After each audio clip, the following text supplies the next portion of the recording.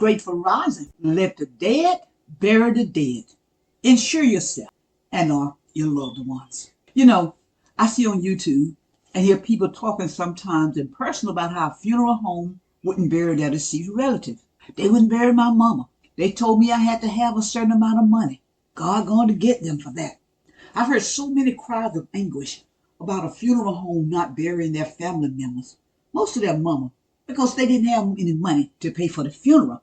I worked with a woman who said she's not going to get any burial insurance because, and this is what she said, this one time I know somebody's going to have to spend money on me. A man told me one time that he wasn't going to get insurance because insurance was another way to try to control him. If you go into a grocery store and you're hungry, you wouldn't expect them to give you free food.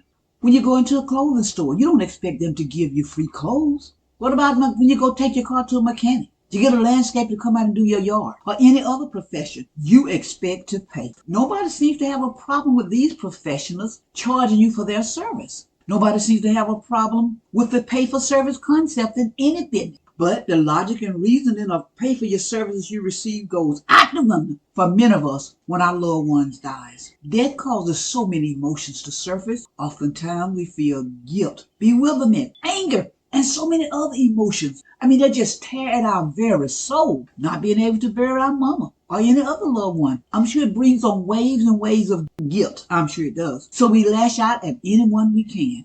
In this case, the undertaker. Death is a given. Something that we know at some point is going to happen. I suggest we take out enough insurance to at least cremate us. Many of us don't want to be cremated, but it's better to be cremated than rot away above ground, I would think. I saw where someone was trying to raise money to bury his mama. He had raised enough money to cremate her, but he kept asking people for more money because he said his mama didn't want to be cremated. That's a heavy burden for that young man to bear, grieving his mama and trying to fulfill her last wish. I don't think he got enough to bury her. So that young man is going to carry that guilt the rest of his life. Listen, you know you don't want to be cremated. Then take out a burial insurance.